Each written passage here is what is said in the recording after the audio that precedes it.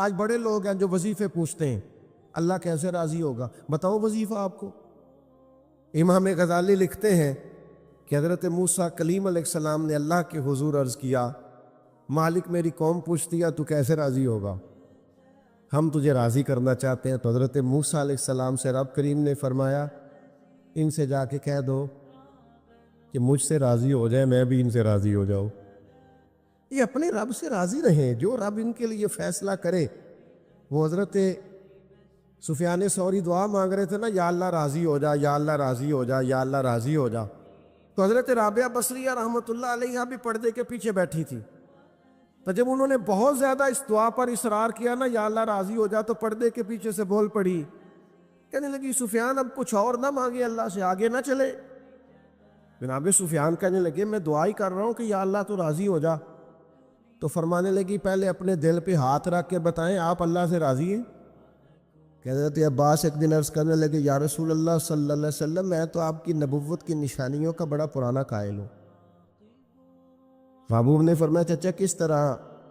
تو عرض کرنے لگے یا رسول اللہ آپ پنگوڑے میں تھے،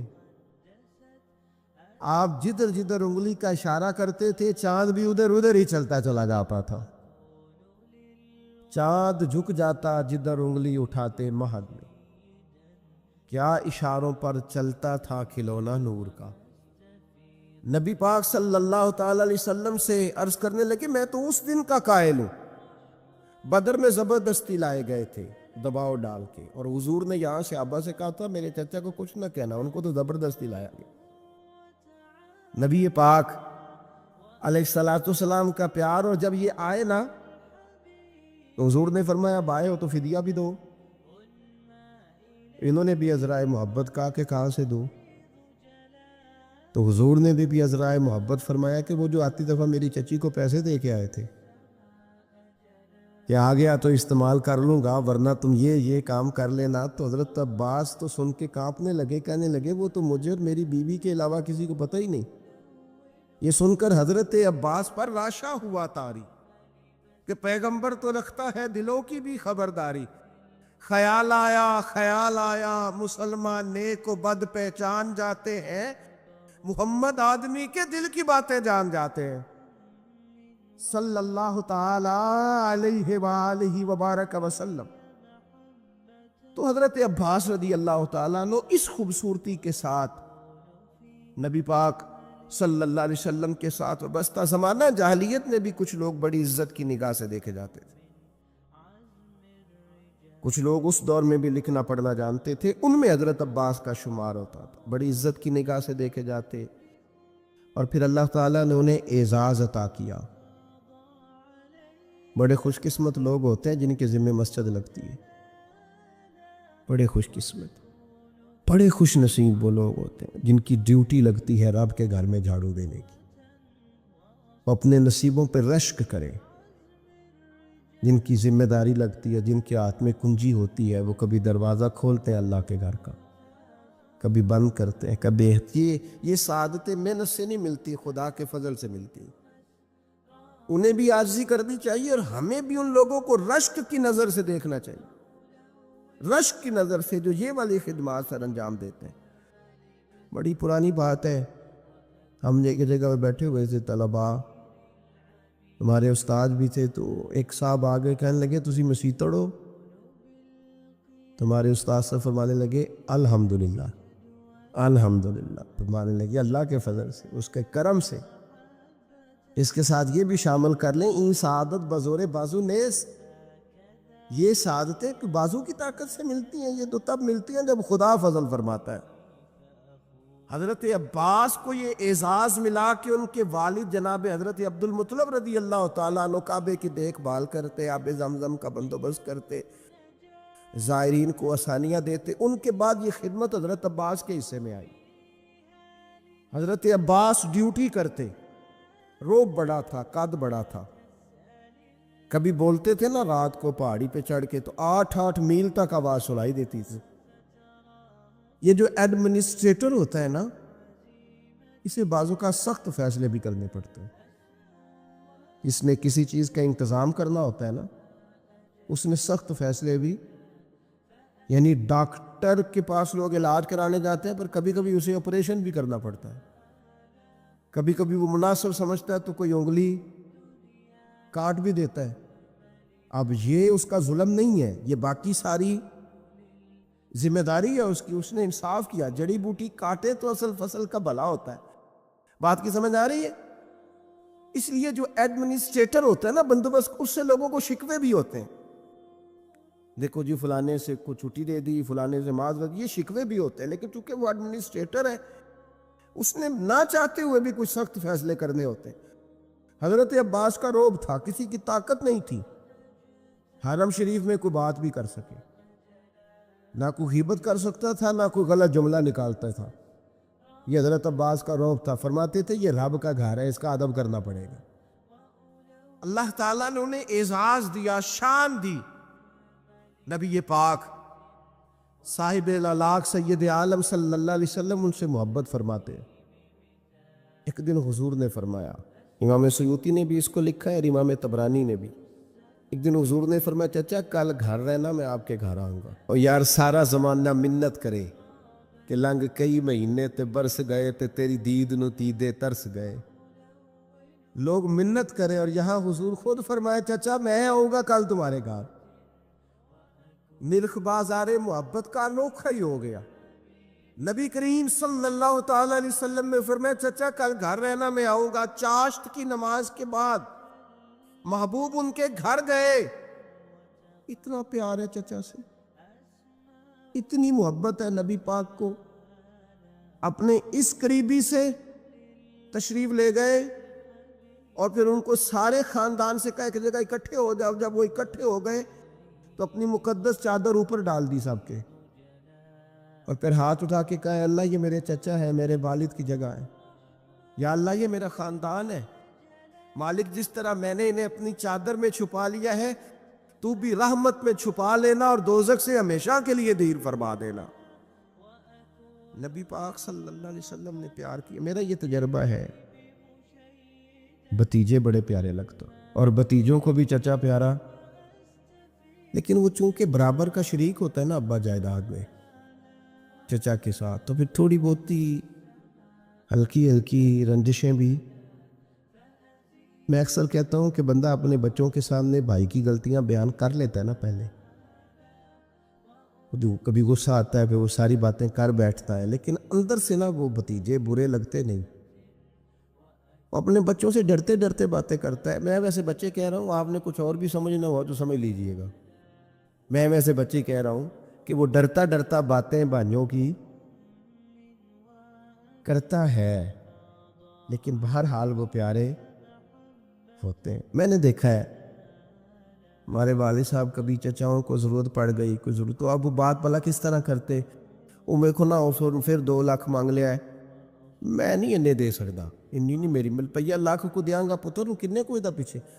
تو میں ان کا چہرہ دے کے کہتا تھا، میں کہ ابا جی دل تو اڈا 2.5 دن تے کردا ہے، لیکن وہ ہمیں مطمئن کر رہے ہیں نا، آپ ہمیں راضی کر رہے ہیں، تو دل تو اڈا کردا ہے کہ انہیں 2 مانگے ہیں تو میں انہوں 2.5 دیا۔ پیارے ہوتے ہیں نا بھائی، کیا کیا جائے، ان جیسا رشتہ کوئی نہیں۔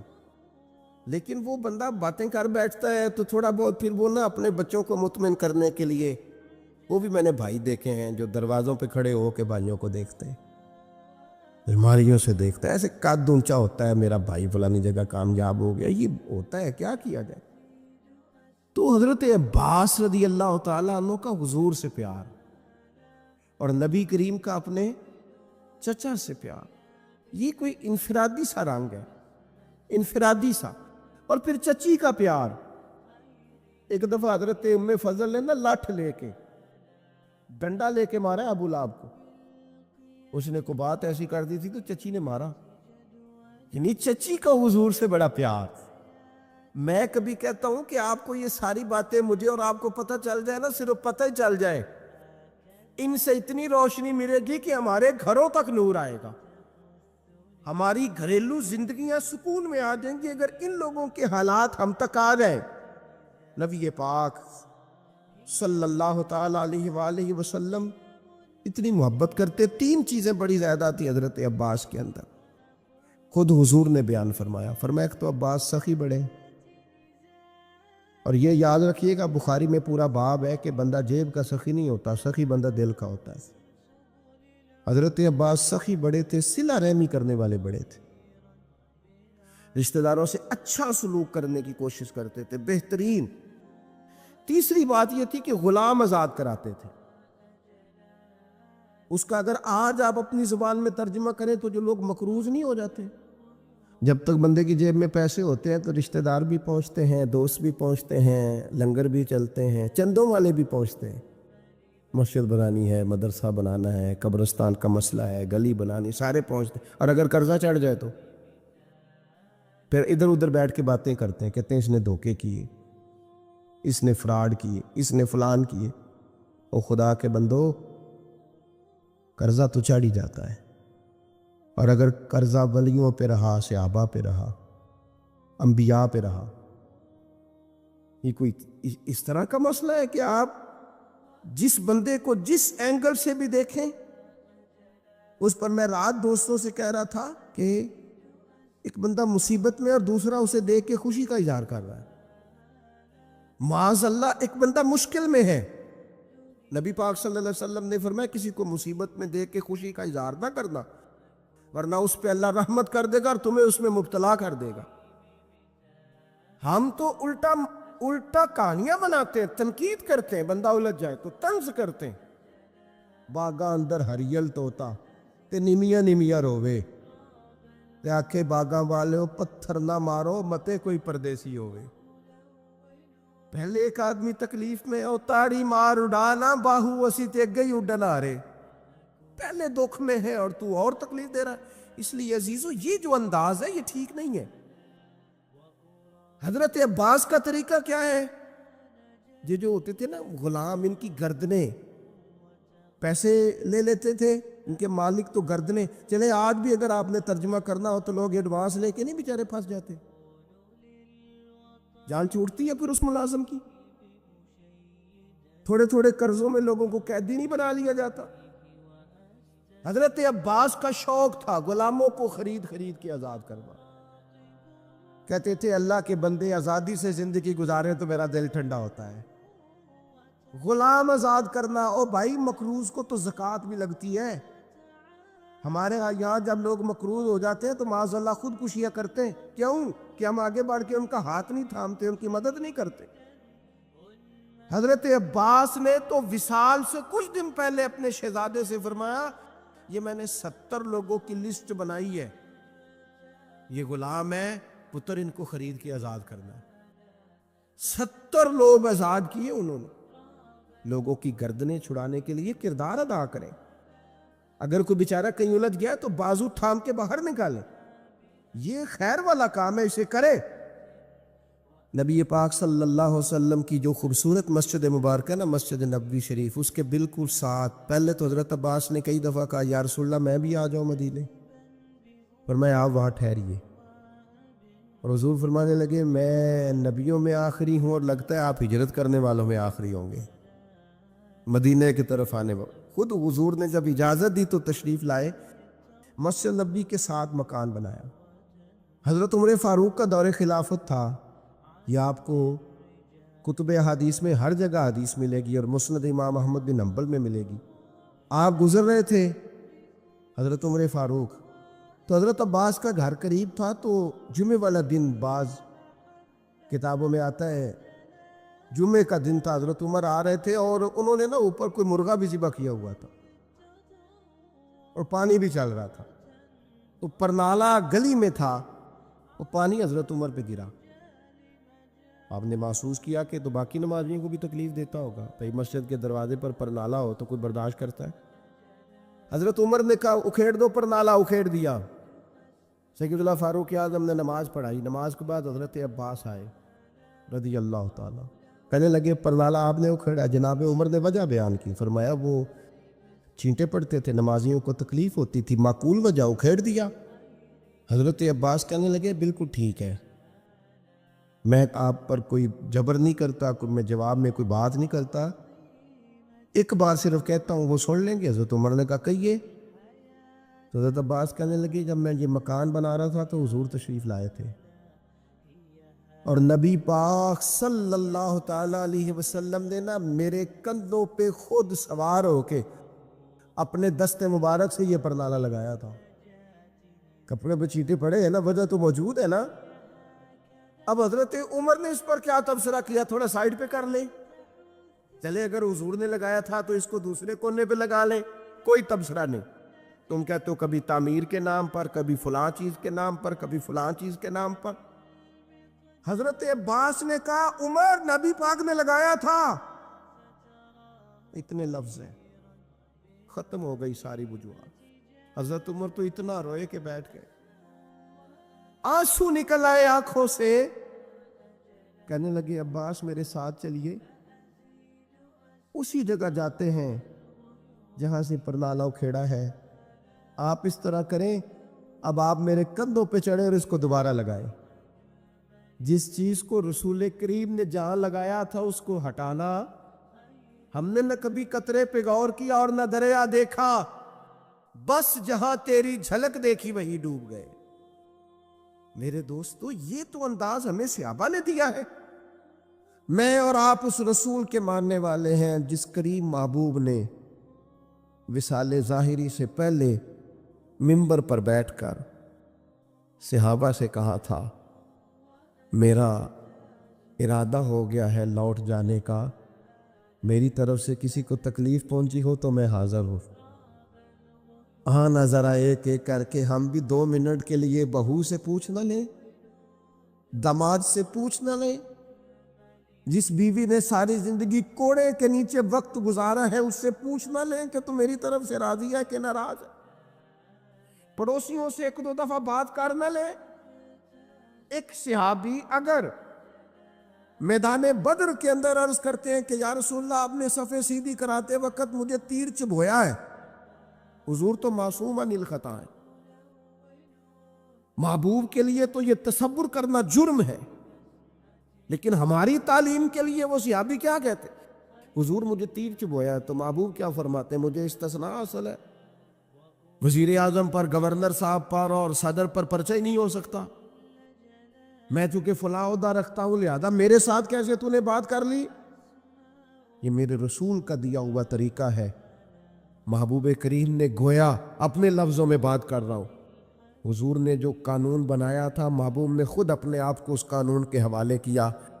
فرمایا آ جا میں کرتا ہٹاتا ہوں تو بدلہ لے لے. ہاں نا، آؤ نا 2 منٹ کے لیے اپنے آپ کو کٹہروں میں کھڑا کرو نا. آؤ جس جگہ پہ بیٹھ کے 25-30 سال سرکاری نوکری کی ہے، آؤ نا اپنے آپ کو کٹہرے میں کھڑا کرو، اپنی عدالت میں اپنے آپ کو پیش کرو. نوکری کی ہے کہ تعلقات نبھائے ہیں، سرکاری نوکری کی ہے کہ افسروں کو راضی کیا. آؤ نا جن کو منصب ملے ہیں، منصب جن کو عہدے ملے ہیں، جن کو بڑا کچھ ملا ہے، وہ تھوڑی دیر کے لیے آئے نا اپنے آپ کو کٹہروں میں کھڑا کر. وہ پیر صاحب، وہ مولوی صاحب جن کے لوگوں نے ہاتھ بھی چومے اور ان کے پیروں میں نذرانے بھی ڈالے، اور گھنٹوں لوگوں نے سڑکوں پہ پھول لے کے جن کا استقبال بھی کیا، اور جن کے بچوں کو بھی لوگوں نے سلوٹ کیا کہ یہ شیخ کی اولاد ہے.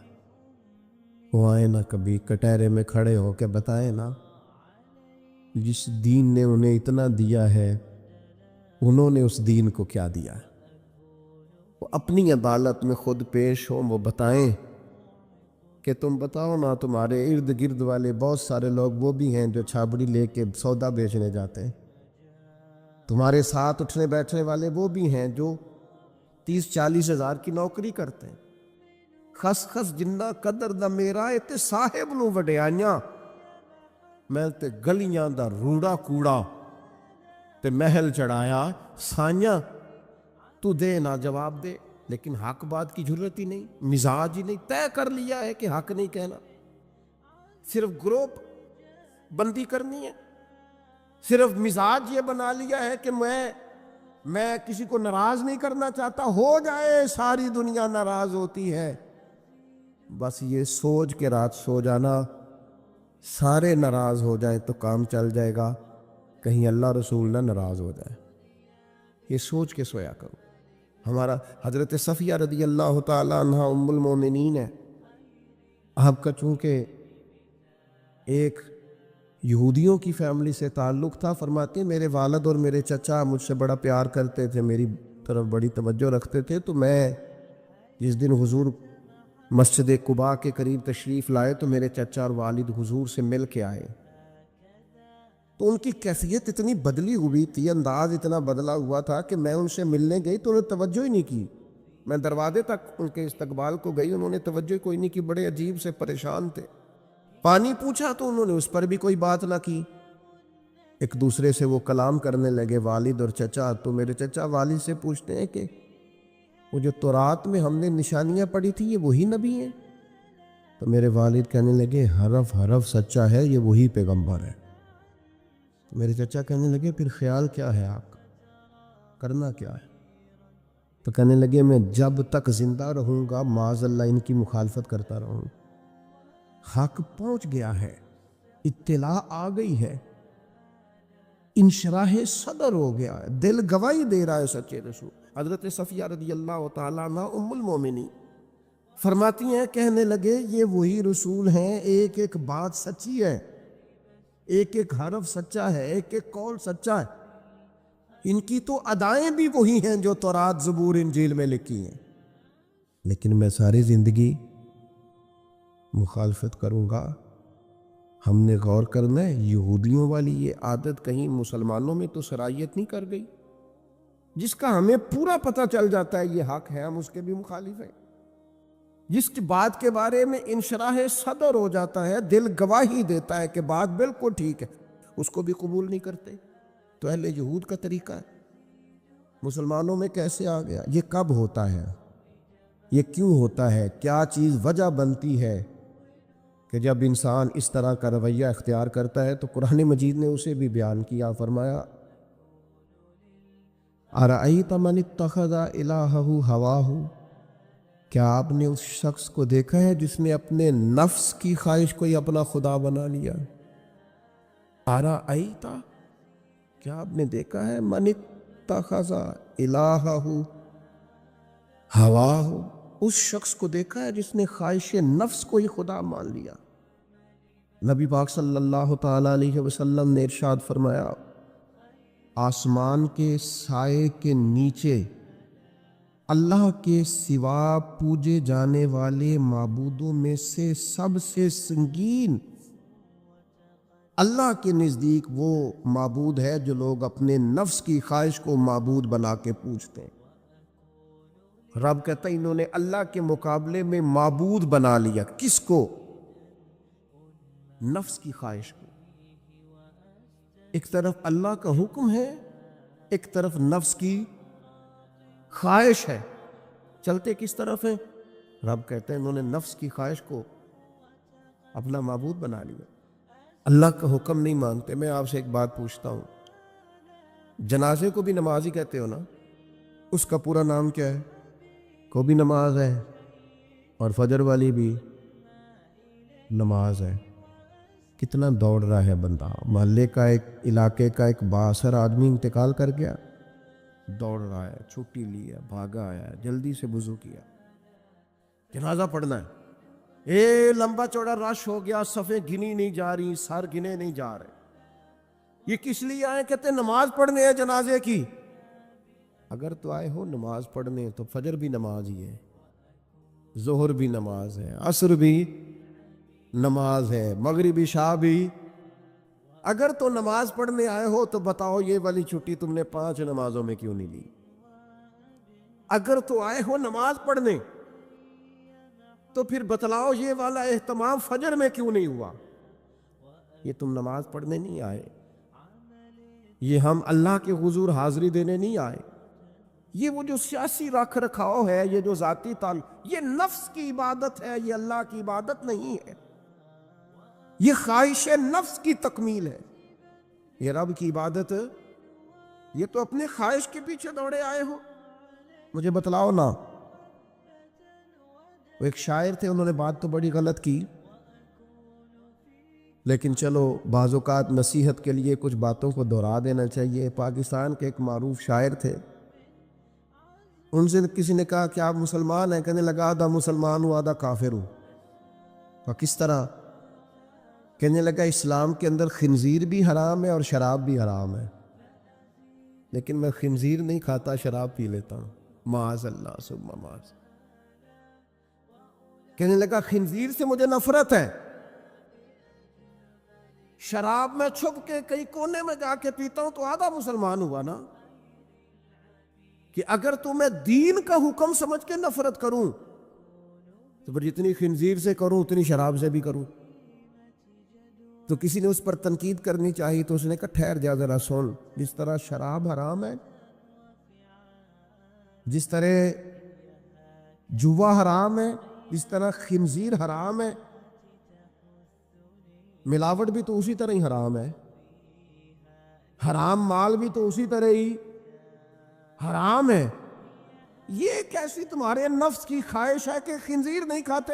کہتے ہیں کہ کسی علاقے میں ایک آفیسر تھا تو وہ سب حرام مال اکٹھا کرتا تھا، تو کوئی کسی کی ضرورت ہی نہیں تھی اس سے بات کرنے کی، تو ایک بوڑھی اماں تھی، وہ بڑی حق بات کہنے کا مزاج رکھتی تھی، تو ان کی مرغی مر گئی، تو اس کے گلے پہ چھری چلا کے نا تو اس آفیسر کے گھر دے آئیں دیسی مرغی۔ تو وہ شام کو شکریہ ادا کرنے آ گیا، کہنے لگا اماں کمال کر دیا، دیسی مرغی تو کسی کو دیتا ہی نہیں۔ کہنے لگے بیٹے نہیں، کمال والی بات نہیں، مر گئی تھی۔ تو وہ ناراض ہو گیا، کہنے لگا مر گئی تھی تو میرے گھر کیوں دے دی؟ کہنے لگی سارا محلہ جانتا ہے تو سارا حرام کھاتا ہے۔ تو میں نے کہا یہ کروڑوں حرام کھا گیا تو کوئی مشکل نہیں، تو ایک مرغی سے کیا تکلیف دے گی؟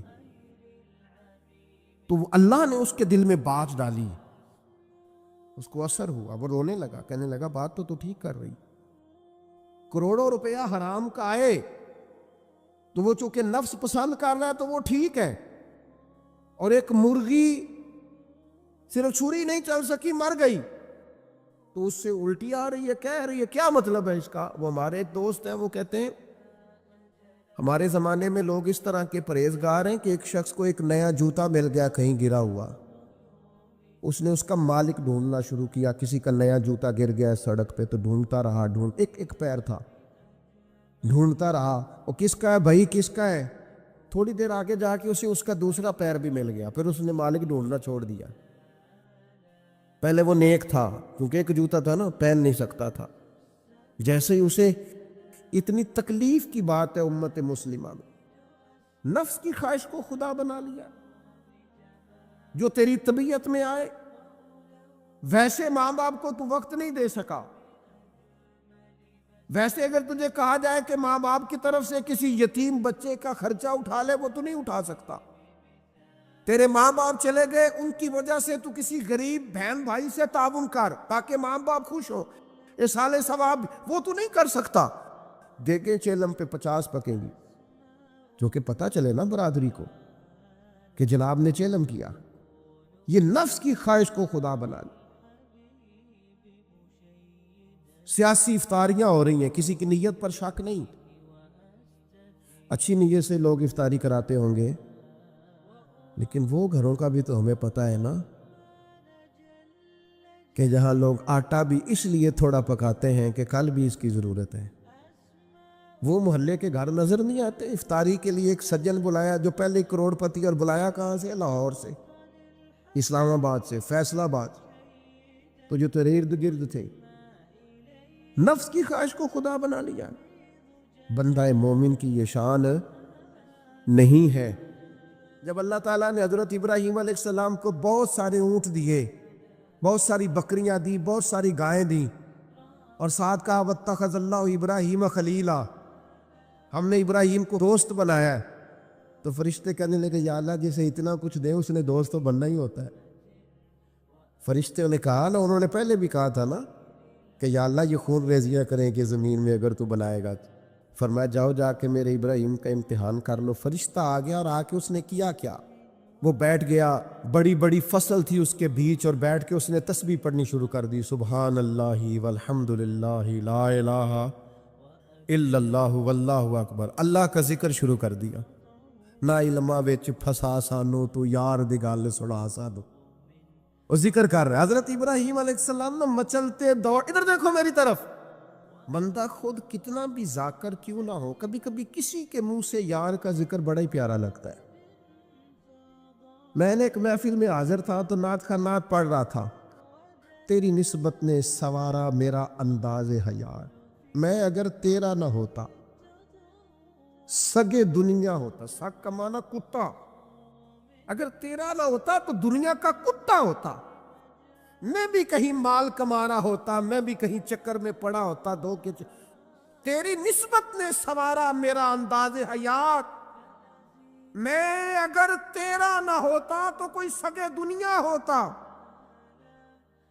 تو میری طرح کے کئی لوگ تھے جو کچھ نہیں ہیں اور اس کے نام پر بڑا کچھ ہے، تو وہ دل تھوڑا لگ سا گیا، کیفیت بن گئی، کوئی آنسو درد بن کے ٹپکنے لگے۔ میرے ساتھ ایک دوست بیٹھے تھے، میں نے ان سے کہا یار آج بڑا مزہ آیا نعت، وہ مینوں کہنے لگے نعت خانے 40,000 لے آ دی۔ میں کہا تو جھٹ کو کھلو جانا سی، پہلے دیندے ہو پھر شکوے کردے ہو۔ اور میں نے کہا ذرا ٹھہر جا، ٹھہر کے بتا، تھوڑا مزہ تو لے لینے دے، کبھی کبھی کسی کے منہ سے سننا اچھا بڑا لگتا ہے۔ کہنے لگا جی نہیں یہ ہوتا ہی نہیں، جن دل پہ لوگ کرائیے نا۔ میں پھر دیکھیں نا کبھی کبھی ذوق عروج پہ ہوتا ہے، میں نے اسے کہا بات سن میری، میں بھی خلاف ہوں یہ جو ڈیمانڈ کرتے ہیں، جو دیتے ہیں، بڑا غلط کرتے ہیں، لیکن آج جتنا اس نے مزہ دیا ہے نا 40,000 تھوڑا ہے۔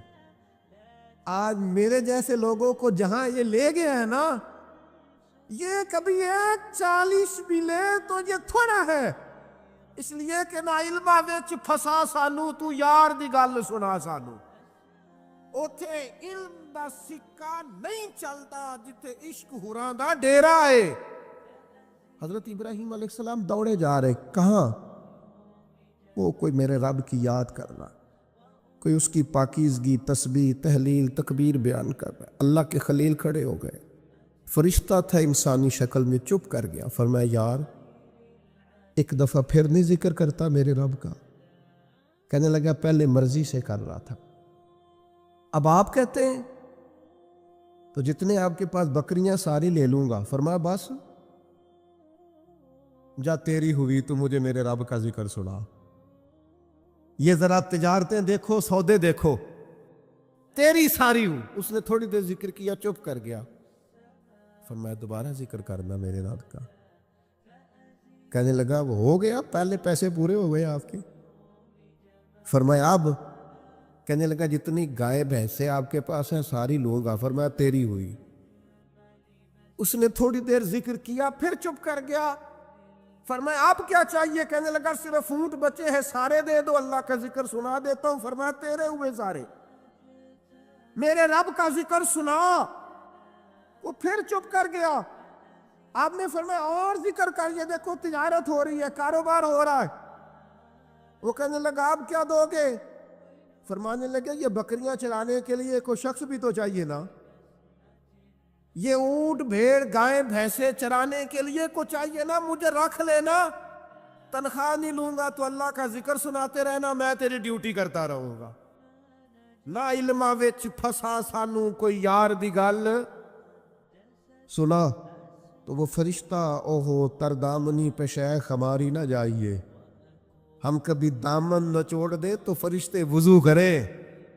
وہ فرشتہ تھا، فرشتوں کے آنسو نہیں آیا کرتے، فرشتوں میں وہ درد نہیں ہوتا، وہ معصوم مخلوق ہے اللہ کی۔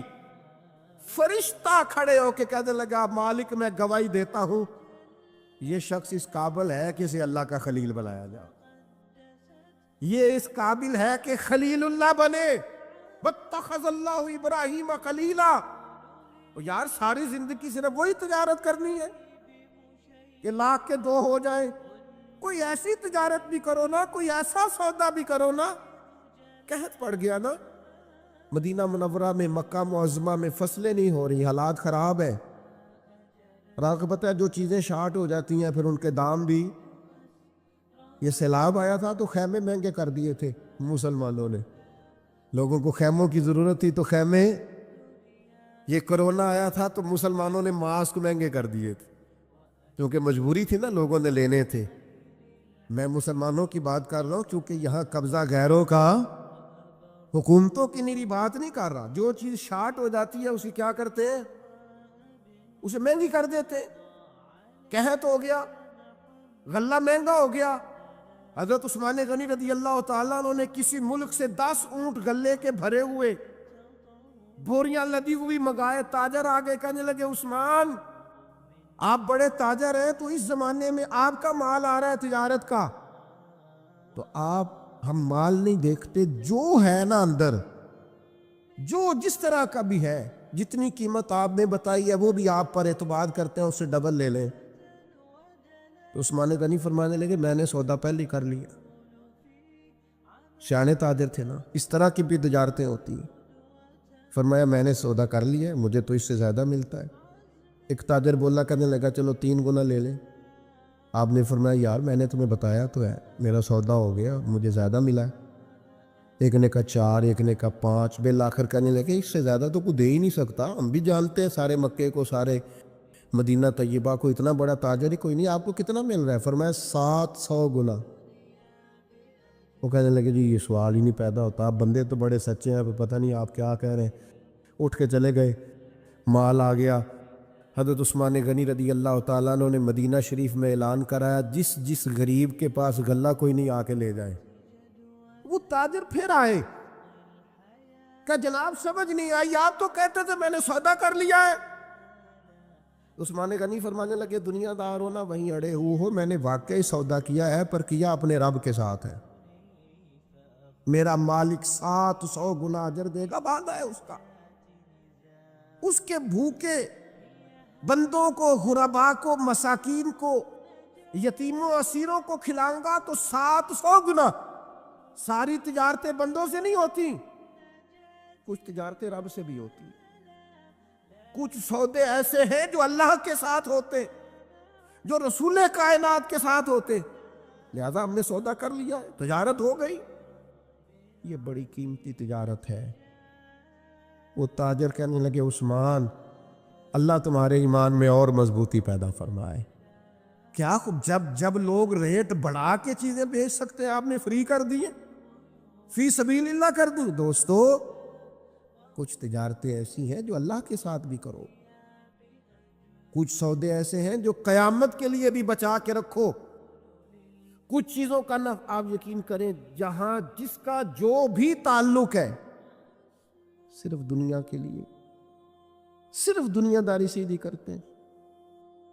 مرشد کے پاس ایک میں نے بات کرنی ہے، اور وہ میرے دوست بڑے مجھ سے پیار کرتے ہیں اور میں بھی بڑا ہی پیار کرتا ہوں۔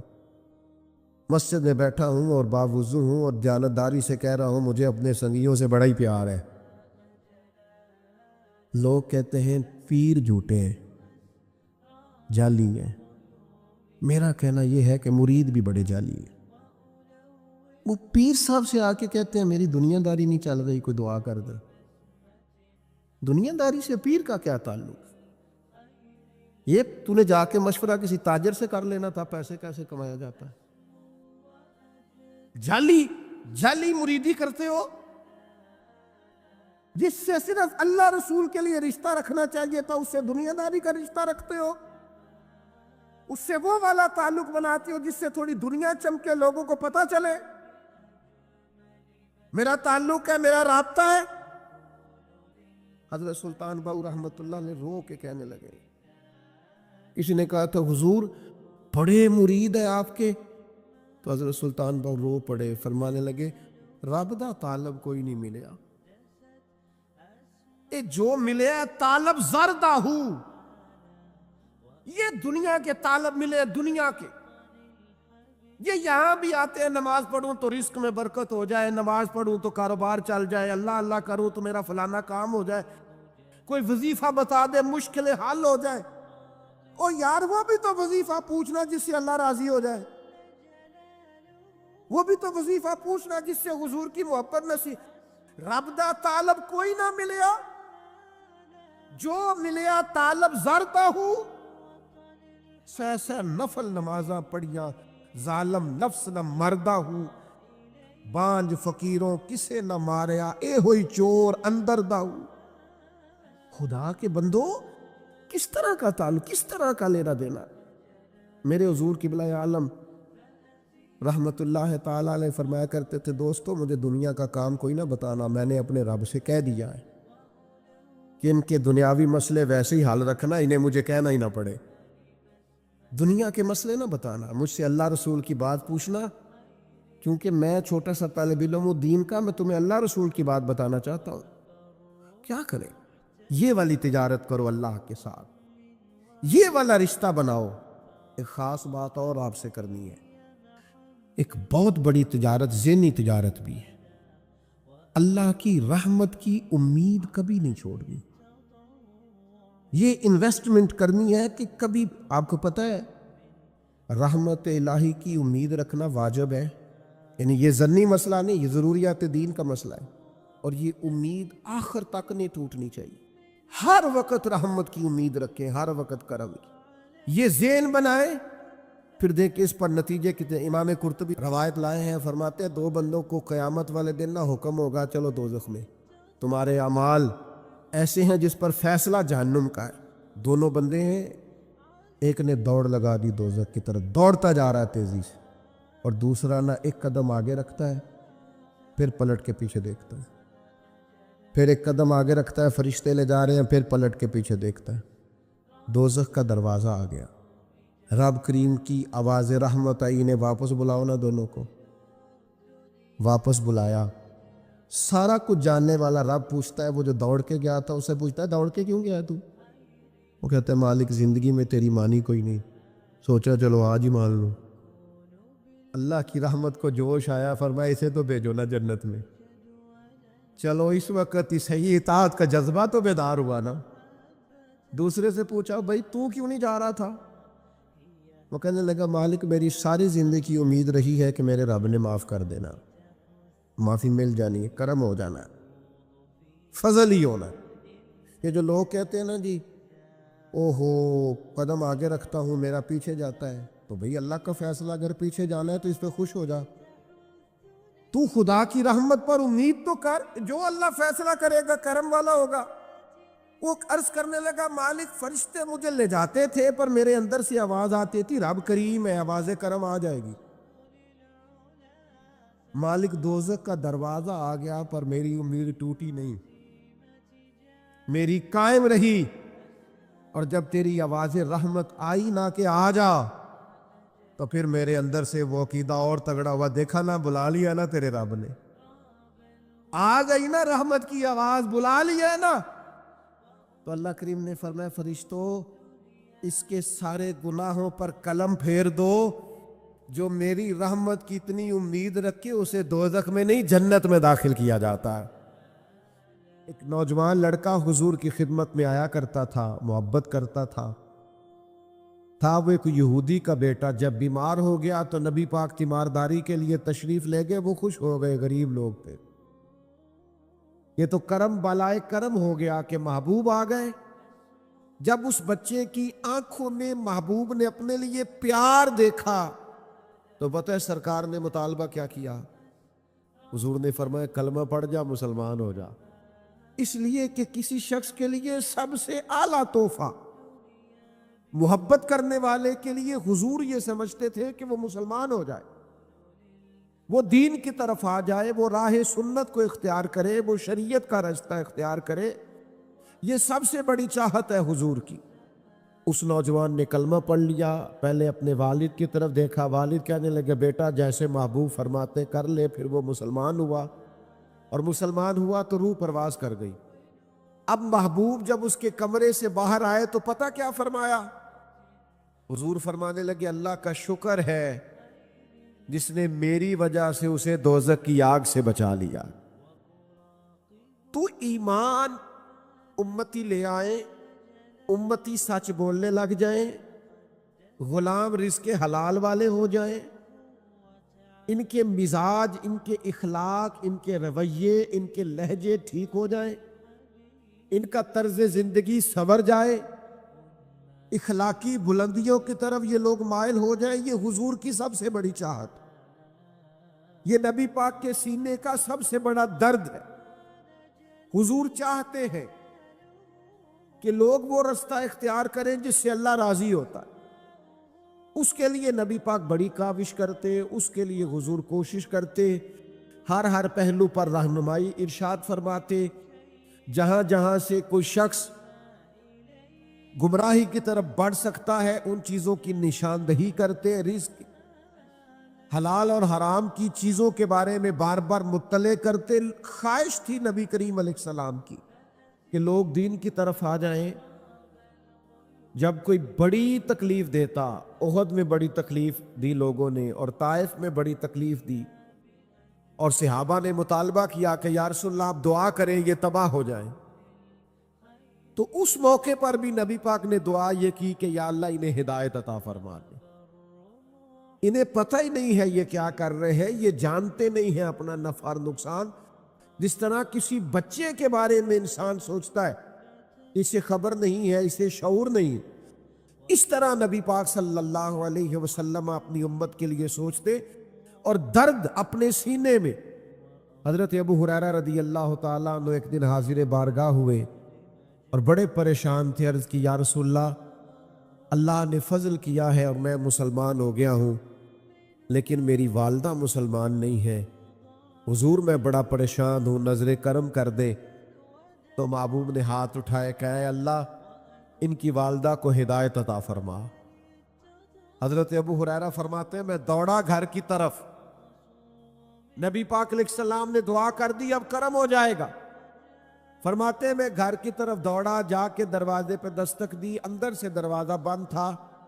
میری والدہ کہنے لگی ذرا صبر کر، میں غسل کر رہی ہوں۔ فرماتے اماں غسل کر کے باہر آئی، اور جیسے ہی میرا آمنا سامنا ہوا میری ماں نے کلمہ پڑھنا شروع کر دیا۔ تو میرے عزیز، اخلاقیات کا سنور جانا، رویوں کا درست ہو جانا، لب و لہجے کے اندر حسن کا آ جانا، اخلاق کا نکھر جانا، یہ حضور چاہتے ہیں، نبی پاک کا مطالبہ ہے۔ تو یاد رکھیے گا جیسے جیسے امتی ہدایت کا رستہ اختیار کرتے، جیسے جیسے اخلاق کا رستہ اختیار کرتے، جیسے جیسے تقوی کا رستہ اختیار کرتے ہیں، ویسے ویسے نبی پاک راضی ہوتے ہیں، ویسے ویسے حضور علیہ السلام خوش ہوتے۔ دوسرا جو حضور کے سینہ نور میں بہت زیادہ درد تھا نا، وہ یہ تھا کہ میری امت پر احکامات آسان ہو۔ حضور نہیں چاہتے کہ امت پر سختی ہو، آزمائش ہو، آسان احکامات۔ حضرت سیدہ عائشہ صدیقہ رضی اللہ تعالی عنہا بیان فرماتی ہیں کہ اگر نبی پاک علیہ السلام کو اللہ کی طرف سے اختیار دیا جاتا نا کہ امت کے لیے یہ قبول کر لے یا یہ قبول کر لے، تو حضور وہ چیز قبول کیا کرتے تھے جو امت کے لیے آسان ہو۔ دیکھیں نا، چند دن حضور نے نماز تراویح پڑھائی اور پھر چھوڑ دی، فرمایا مستقل پڑھاتا رہا تو کہیں تم پر فرض نہ ہو جائے۔ اب وہ سنت شہری ہے، لیکن نبی پاک علیہ الصلوۃ والسلام نے اس لیے چھوڑ دی کہ کہیں ایک شخص نے پوچھا، سرکار نے فرمایا حج فرض ہے، اس نے پوچھا ہر سال فرض ہے، کریم خاموش ہو گئے، پھر پوچھا ہر سال فرض ہے، حضور خاموش ہو گئے۔ جب اس نے تیسری بار پوچھا تو فرمایا جو میں کہوں کر لیا کرو، اگر میرے منہ سے نکل جاتا ہر سال فرض ہے تو ہر سال فرض ہو جاتا، تمہیں تکلیف ہوتی۔ نبی کریم چاہتے ہیں آسان شریعت، آسان، لوگ مشکل میں نہ آئیں۔ حضور علیہ الصلوۃ والسلام آسانی چاہتے ہیں۔ حضور علیہ السلام نا وصلی روزے رکھا کرتے تھے، یعنی آج روزہ رکھا، کل پھر رکھ لیا، پرسوں پھر رکھ لیا۔ تو کچھ صحابہ نے بھی چاہا ہم بھی وصلی روزے رکھیں، مسلسل روزے رکھیں، تو بیمار ہو گئے، تکلیف ہو گئی، تو اللہ کے حبیب علیہ الصلوۃ والسلام کو پتہ چلا کہ انہوں نے بھی اسی طرح روزے رکھے ہیں، تو حضور فرمانے لگے ایکم مثلی، تم میں سے میری طرح کا کون ہے؟ میں تو اپنے رب کے پاس رات گزارتا ہوں، کھلا بھی دیتا ہے پلا بھی دیتا ہے، تم ایک دن روزہ رکھا کرو اور ایک دن چھوڑا کرو۔ پابندی لگائی۔ جب کچھ صحابہ نے عرض کیا تھا کہ ہم ہر روز رات کو نفل پڑھیں گے، ساری رات ہر روز نفلی روزے رکھیں گے، تو نبی کریم نے فرمایا نہ بھائی، میں تم سب سے زیادہ اللہ کو جانتا ہوں، اور میں تم سب سے بڑھ کر رب سے ڈرتا ہوں. میں تو روزہ بھی رکھتا ہوں, افطار بھی کرتا ہوں, میں تو عبادت بھی کرتا ہوں اور کچھ وقت رات کا آرام بھی کرتا ہوں. اللہ کے حبیب صلی اللہ تعالی علیہ وسلم آسان شریعت. بعض لوگوں کو نا ناراض نہ ہوئیے گا, ان کو نا نیکی کا بخار بھی چڑھ جاتا ہے معاذ اللہ. وہ ذرا ذرا سی باتوں پہ ناپتے تولتے پھرتے ہیں, اس نے یہ کیوں نہیں کیا, اس نے یہ کیوں نہیں کیا, یہ بیٹھا کیوں نہیں ڈھب سے, کھڑا کیوں نہیں ہوا ڈھب سے, یہ دیکھیں یہ فلاں کام اس نے. بعض مستحبات پر بھی اتنا زور دیتے ہیں, اتنا زور دیتے ہیں. وہ خدا کے بندو, جب نبی پاک علیہ السلام نے کچھ چیزوں میں گنجائش دی ہے, جب سرکار نے بعض چیزوں میں امت کے لیے آسانی کی ہے, اور یہ حضور کے سینے کا درد ہے, یہ عزیز علیہ ما عنتم کی تفسیر ہے, تو پھر آپ بے جا سختی, بلا وجہ کی سختی, جو سختی شریعت میں نہیں ہے وہ سختی آپ کر رہے ہیں, اور اس کا نتیجہ ٹھیک نہیں نکلتا. بعض لوگ اتنا مشکل دین بیان کرتے ہیں, اتنا مشکل کہ وہ لوگ سمجھتے ہیں کہ یہ تو میرے بس کی بات ہی نہیں. یعنی میں نے بعض لوگوں کو دیکھا ہے کہ وہ ولی کی شان بھی اس طرح بیان کرتے ہیں کہ بس جی یہ ولی کر سکتا ہے, اس کے علاوہ کوئی نہیں کر سکتا. تو لوگ سمجھتے ہیں بھئی یہ تو بڑا مشکل کام ہے, کوئی داتا صاحب ہوگا تو یہ کام کرے گا, وہ خواجہ معین الدین ہی ہوں گے تو یہ کام کریں گے. وہ خدا کے بندو, وہی قرآن خواجہ صاحب پڑھتے ہیں وہی آپ پڑھتے ہیں, وہی داتا صاحب پڑھتے ہیں وہی آپ پڑھتے ہیں. نبوت کا دروازہ بند ہے, ولی تو قیامت تک ہو سکتے ہیں. تو ہم کیا کرتے ہیں کہ بعض چیزیں اتنی مشکل کر کے بیان کرتے, اور پھر ہمارے ہاں چونکہ کرامتوں کا بھی ایک سلسلہ چلتا ہے, تو وہ ایسی انوکھی انوکھی کر کے بیان کی جاتی ہیں کہ وہ ماوراء العقل چیزیں چلی جاتی. تو شریعت کا وہ خاص حسن جو آسانی والا ہے, جس کا مطلب یہ ہے کہ اس پر عمل کیا جا سکتا ہے. ہاں, ہر چیز میں رخصت کو تلاش نہ کریں, آپ ہر چیز کو مشکل اپنی طرف سے نہ بنا دیں, لیکن یہ کہ وہ والا دین کا پہلو بیان نہ کریں. نبی پاک علیہ السلام جو دین لے کے آئے وہ تو قابل عمل ہے, وہ تو آسان ہے, وہ تو پیار والا ہے, اس کے تو انسان قریب چلا جاتا ہے, وہ تو جاذبیت والا ہے. اس کو تو جیسے جیسے بندہ پڑھتا جاتا ہے اسے لگتا ہے یہ تو پیارا ہی بڑا ہے, یہ تو دین حسین ہی بڑا ہے. جیسے جیسے شریعت اسلامیہ کو انسان دیکھتا جاتا ہے, غور کرتا ہے, مطالعہ کرتا ہے, علم پاتا ہے, اسے احساس ہوتا جاتا ہے کہ یہ تو بڑا خوبصورت ہے, بڑا میٹھا ہے, بڑا قابل عمل ہے. ایک امام صاحب نا نماز پڑھاتے تھے لوگوں کو, یہ بخاری مسلم میں حدیث موجود ہے, نماز پڑھاتے تھے, لیکن بہت لمبی نماز پڑھاتے, بہت لمبی. اب کچھ بیچارے ایسے لوگ بھی ان کے پیچھے کھڑے ہوتے جو سارا دن اونٹ چراتے رہے, محنت مزدوری کرتے رہے, لیکن بہت لمبی نماز پڑھاتے. تو لوگوں نے آ کے شکایت کی. آپ نے بات کو سمجھنا ہے. آج تو لوگ طلباء پر پابندی لگا دیتے ہیں نا کہ پورا قرآن مجید پڑھنا, میری دکان پہ قرآن پڑھنے آئے ہو, ایصال ثواب کے لیے پڑھنے آئے تو سارا پڑھ کے اٹھنا.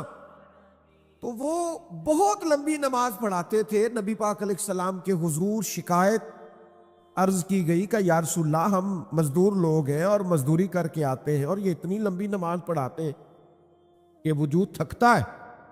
نبی کریم علیہ السلام نے انہیں بلایا, اور صحیح حدیث میں موجود ہے کہ حضور ناراض ہوئے, اور ان لفظوں کے ساتھ ناراض ہوئے. فرمایا میں لوگوں کو دین کے قریب کرتا ہوں تو دور کرتا ہے. یعنی وہ پڑھا تو نماز ہی رہے تھے نا, سنا تو قرآن ہی رہے تھے, لیکن ہمارے ہاں بعض لوگوں نے دین اس طرح بیان کیا ہے, اور بعض لوگوں نے اس کا در زیادہ بعض مستحبات میں شدت کی ہے کہ لوگ پریشان ہو جاتے. تو حضور چاہتے ہیں کہ دین آسان, اس پر لوگ عمل کر سکے, اگرچہ یہ حضور ہی کا اختیار ہے, آج ہمارا نہیں.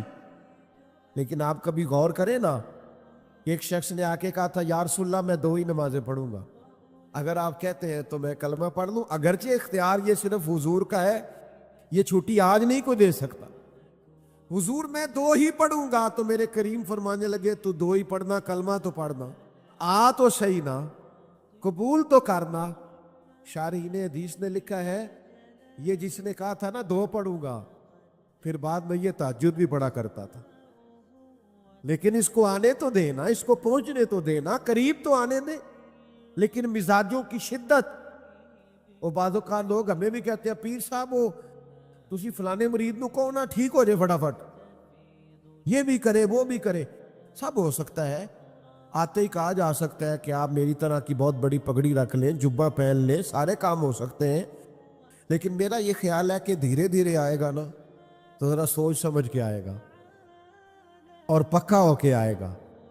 کئی دفعہ یکدم آتے ہیں تو جتنی زور سے گیند دیوار کو لگتی ہے پھر اتنی زور سے واپس لوٹ جاتی ہے. تو نبی پاک صلی اللہ تعالی علیہ وسلم یہ چاہتے ہیں کہ لوگوں کو آسانی دی جائے. آپ دیکھیے نا, شدید بھوک لگی ہو نا اور ادھر جماعت کھڑی ہے تو شریعت کہتی ہے پہلے روٹی کھا لے پھر نماز پڑھنا, تاکہ دل جمی سے تو پڑھ سکے نا. نبی پاک علیہ السلام کے بعض اعمال بڑے پسندیدہ ہیں, لیکن حضور فرماتے ہیں میرا دل بڑا کرتا ہے پر تمہیں تکلیف ہوگی, میں تم پر پابندی نہیں لگا. حضور فرماتے ہیں ہر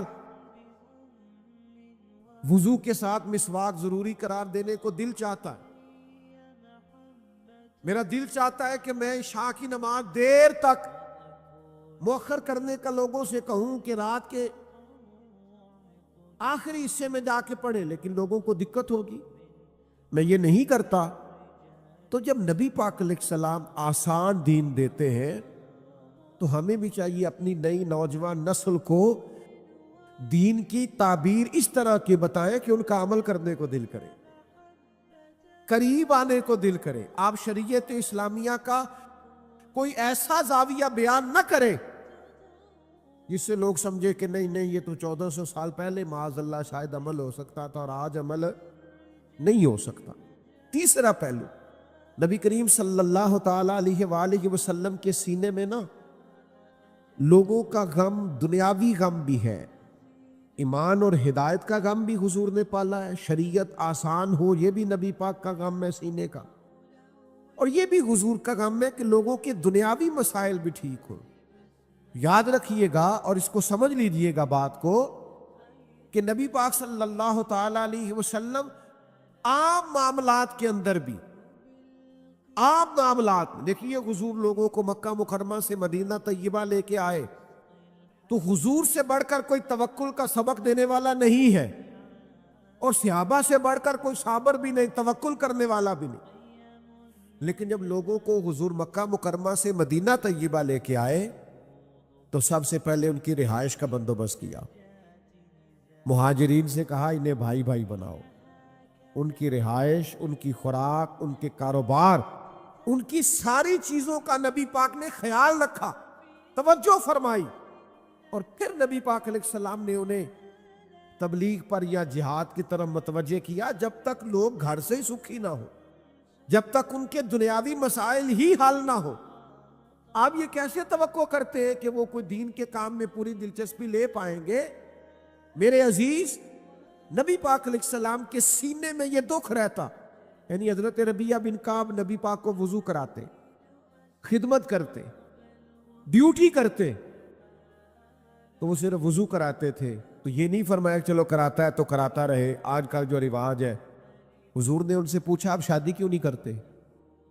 ایک شخص صرف اتنی ڈیوٹی کرتا ہے کہ وضو کراتا ہے, تو حضور یہ خیال کرتے ہیں کہ اس کا گھر بسنا چاہیے, اس کی زندگی کے سارے معاملات بہتر ہونے چاہیے.